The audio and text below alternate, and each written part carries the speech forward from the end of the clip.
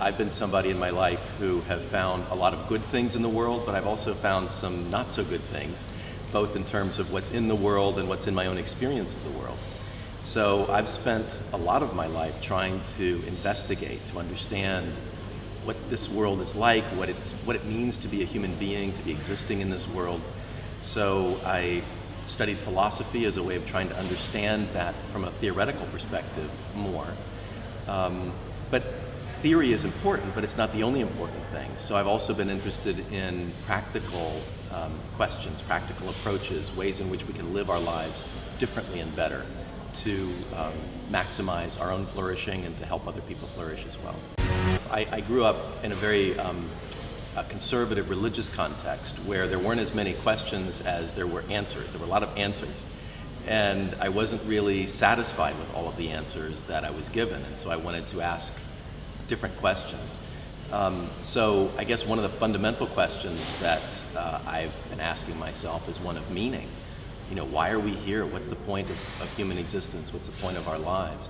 And I think that that's a question that is important to ask, but not to sit around and wait for the answer. It seems to me that there's a lot more truth in the actions that we undertake in trying to create meaning, rather than just kind of sit around to wait for it to fall from the sky. So I guess the question of meaning is a very important one. The question why. My mom tells stories when I was a 2-year-old asking even more questions than normal 2-year-olds ask about all kinds of different things. And I think typically in life we just sort of are busy with the things of the day, and we have to run here and we have to run there, and we don't spend as much time just asking why. Why are we doing this? What motivates us? What is our outcome? What is our goal? What is our intention? And so I love to try to get beneath the surfaces on which we typically live our lives to understand why. And that word understanding itself intrigues me, to try to see what stands under our motivations, our behaviors, our actions, our lives. The first thing that comes to me was just the question of memory.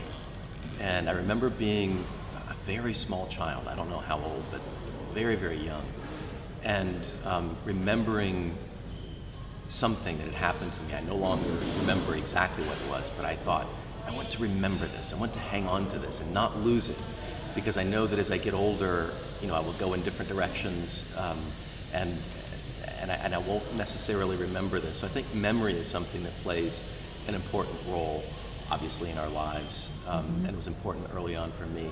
I remember another thought that I had also when I was young.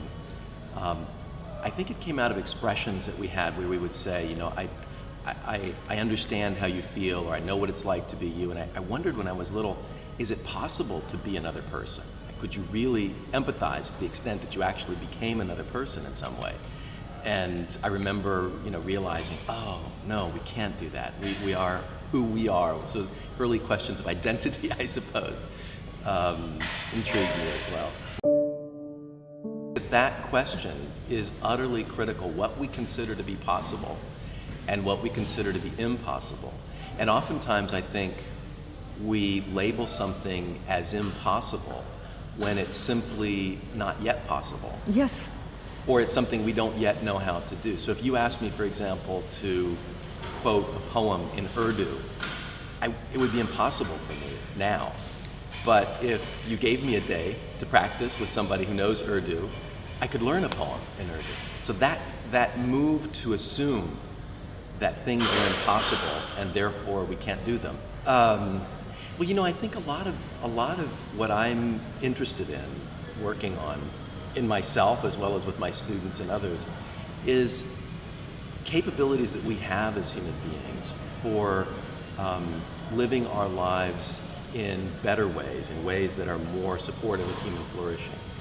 So we have capabilities, we have skills as human beings that we can learn for that. And we typically simply don't spend the time to learn them. So if you think about emotions, for example, oftentimes we are the victims of our emotions. Emotions just kind of come up and we just kind of let them be there without understanding that we can, to some degree, in healthy ways, manage our emotions. We can practice emotional intelligence. If you think about a child, for example, and my wife and I are expecting our first son in about a month, so this example is poignant for me. But if you think about a baby, typically the first thing that happens when a child is born, if they're not crying already, is they're spanked so that they will cry. And that's an instinctive response. They can't help it. It's just they cry. But after a few months or years, they learn to cry in a very different kind of way. And they cry like, and so they want to see if somebody's watching, paying attention, can they get something from their crying and so forth. So they begin to take more and more control over their responses. And then of course, that's about as far as most of us get, I think, in terms of our emotion control. But actors, for example, are people who work very hard to gain even more control over their emotional states. So there are actors who can cry at will, or they know how to be in a spontaneous state of laughter and engagement and so forth. And it's not just play acting for many of them, they're actually feeling those states. So how can we as human beings learn to be better at feeling the emotions that are appropriate, fitting in particular moments? That doesn't mean necessarily that we're always, walking around with a huge smile on our faces, because sometimes other emotions are appropriate. But oftentimes the emotions that just naturally come up may not be the most appropriate emotions to have. Same thing with beliefs. If you think about the things that go through our heads every day. One of my favorite quotations about cognitive behavioral therapy, the summation of cognitive behavioral therapy, I don't know who first said this quotation, but I love it. It says, "Don't believe everything you think." So naturally, ideas pop into our heads, and a lot of us just kind of go with the first thing that comes into our heads without thinking, okay, is this something that is this fitting? Is this proper? Is this appropriate? Is it helpful to me and others?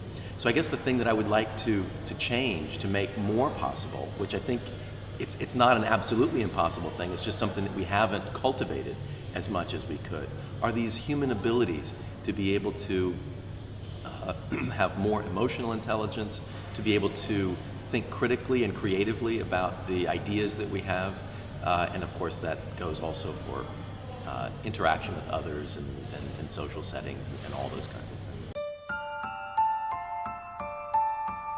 I think the general challenges that humanity faces actually are related to these questions, because I think that, if you look at economic crises, or if you look at wars, if you look at, disease and poverty and so forth, I think that while there are certainly natural disasters that we have no control over, most of the big problems, I think, that we face in our world are ones that human beings have caused.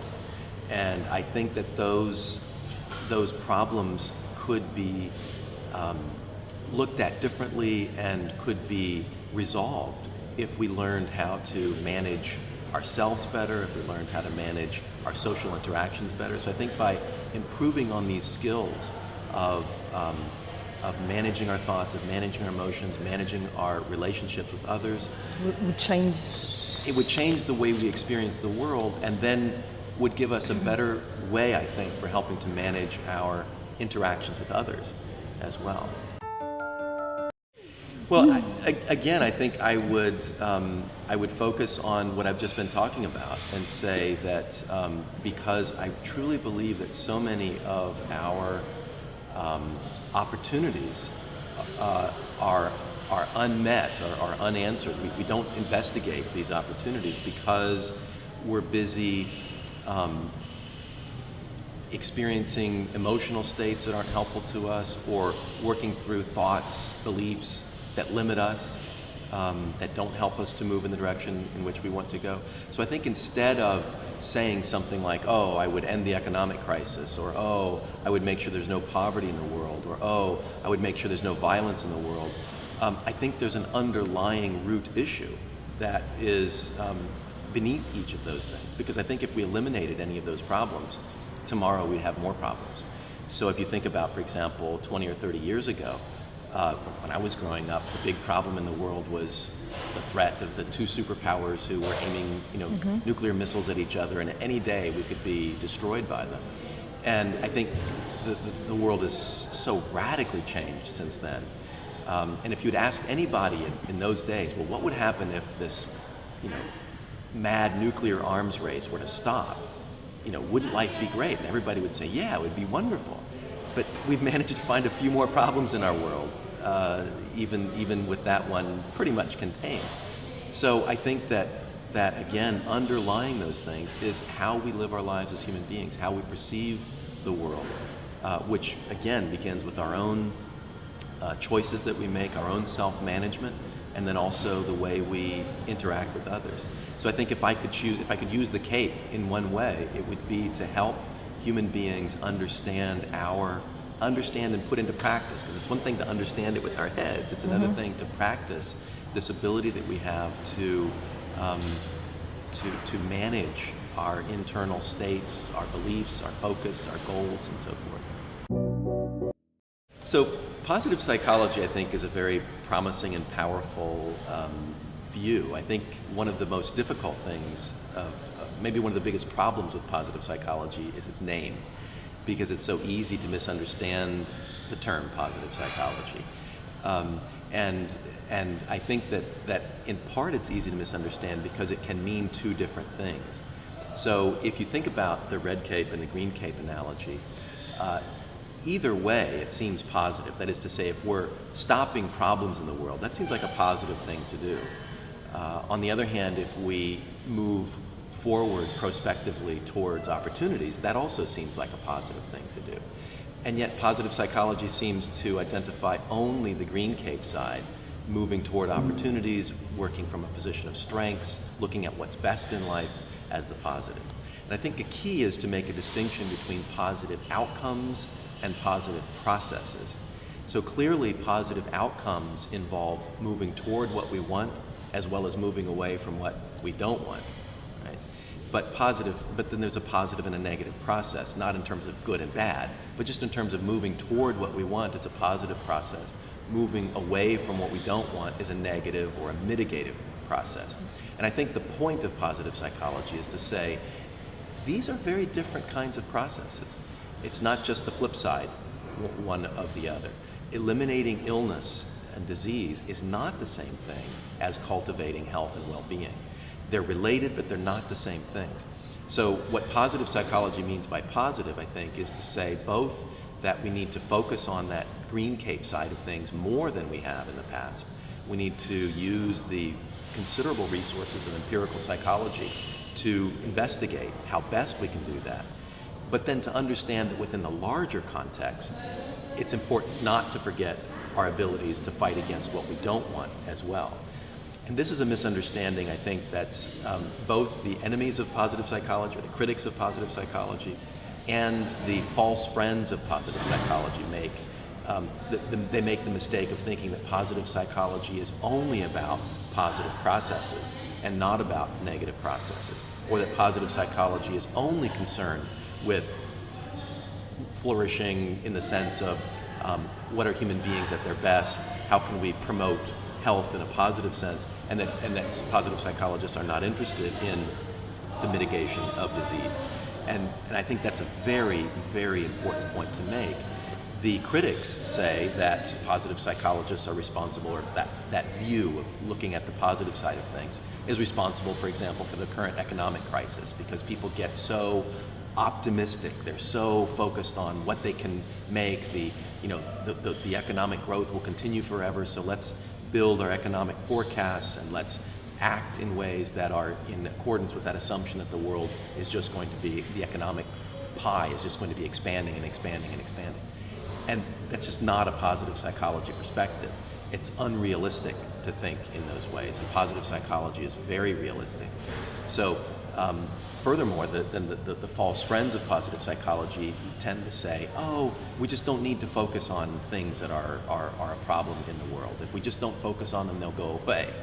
Well, some things are like that, that's true, but other things aren't like that. And so if we simply stop focusing on hunger, or we stop focusing on injustice, or we stop focusing on these other problems, that doesn't mean they're just automatically going to go away. I think that what we need to do is to spend more of our time than we do currently on investigating and following opportunities. But I don't think that means we ought to stop acknowledging the importance of understanding and working against problems. Gratitude is not just an emotional state or a mental state, it's also a physical state. That is to say, being grateful can help us we change the way we are physically in the world.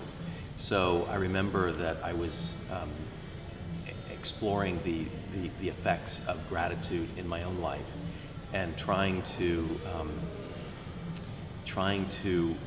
think about, and not just think about, but practice what it would be like physically, allowing my body to be more in a state of gratitude.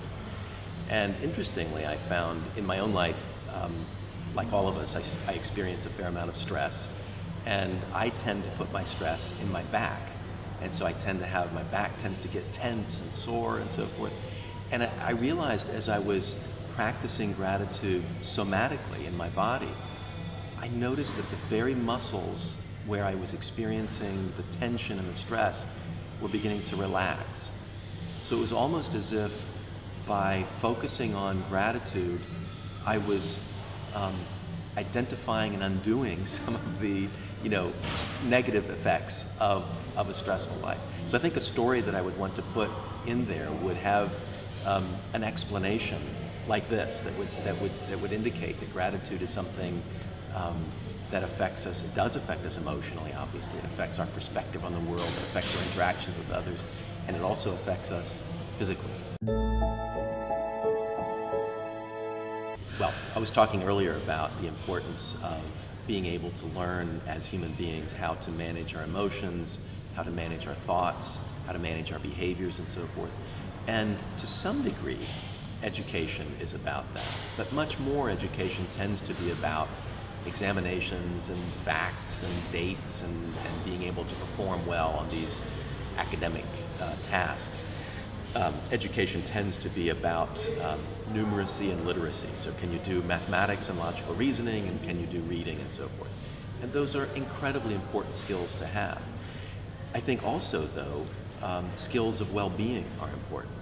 And so being able to manage our interactions with ourselves and with others, to know what our strengths are, to know who we are so that we can follow our best ways of being able to flourish and give back to the community. So that it turns out that there's a growing number of studies that show that increased well-being in various ways actually helps numeracy and literacy. So it's hard to do well on your exams if you're not feeling well psychologically and emotionally and socially. But then also, I think a growing number of people are acknowledging that well-being itself is a legitimate goal of education. So do we want people to graduate from school who are simply good at math and reading? Don't we also want to have people who graduate who are good at those things and who are feel like they're flourishing as human beings? My own particular interest is not just in what could be sort of after-school programs or modules that are inserted in the curriculum. My interest is in transforming the curriculum itself. Mm-hmm. So I talked about positive culture a second ago. So I think that positive culture is an important prerequisite for effective positive education. Because after all, if you teach a child the importance of resilience, but then you have a curriculum that focuses, let's say, a literature curriculum that focuses on tragedy and suffering and all these impossible stories, then you may be, in some ways, undoing what you're trying to do, because the child learns from the literature that there may just be nothing we can do in life because we find these tragic heroes who are faced with impossible situations. Not to say that we have to do away with tragedy or with certain kinds of literature. I think literature, even tragedy, can be very instructive.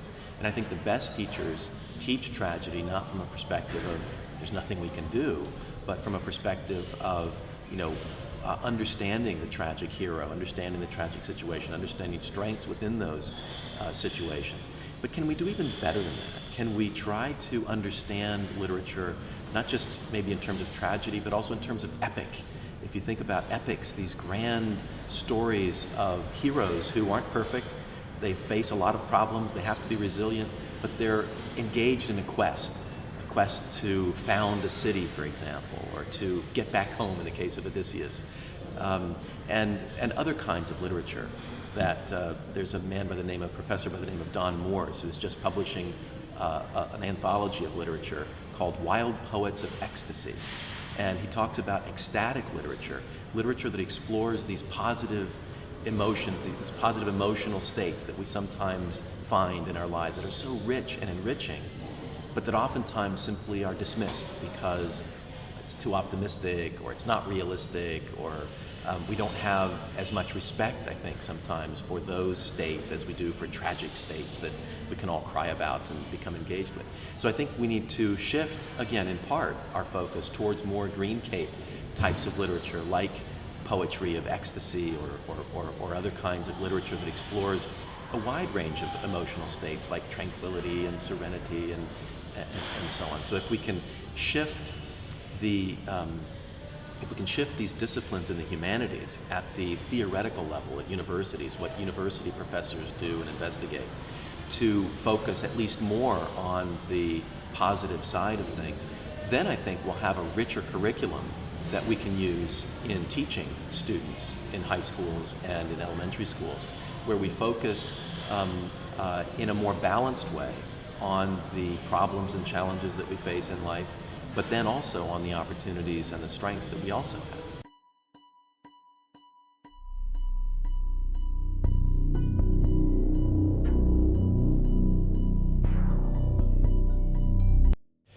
Oh my goodness, I go in lots and lots and lots of places.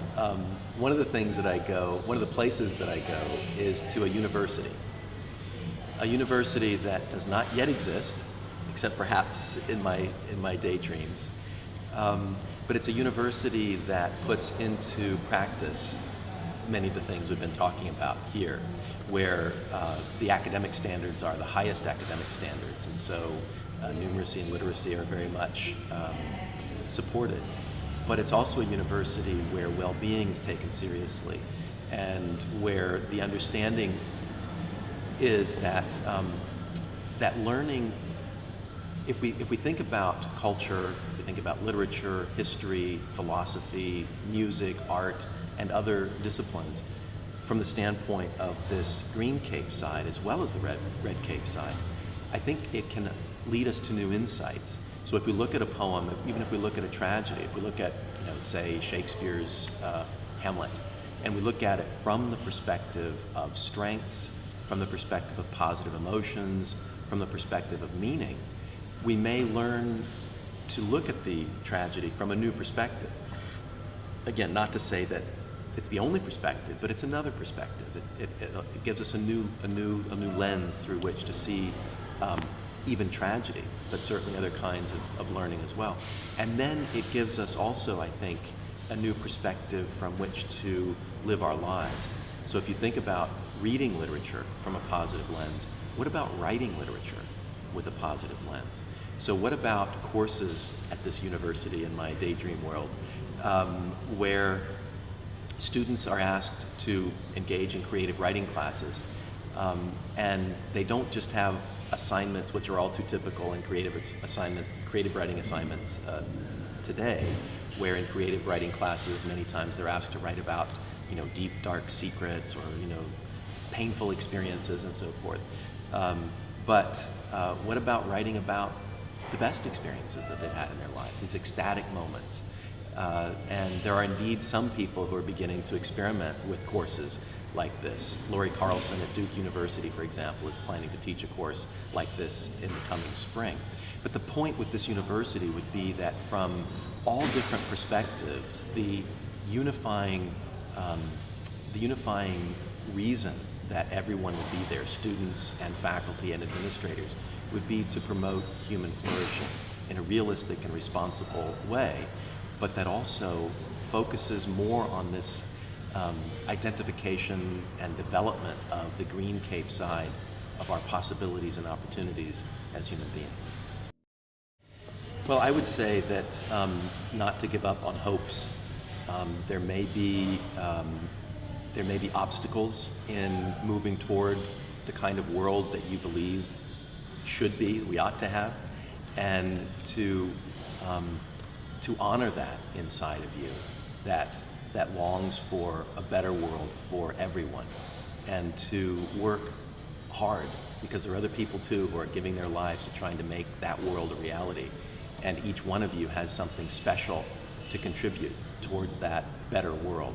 And so to keep working, keep that hope alive, and do whatever you can to bring your contribution to that better world.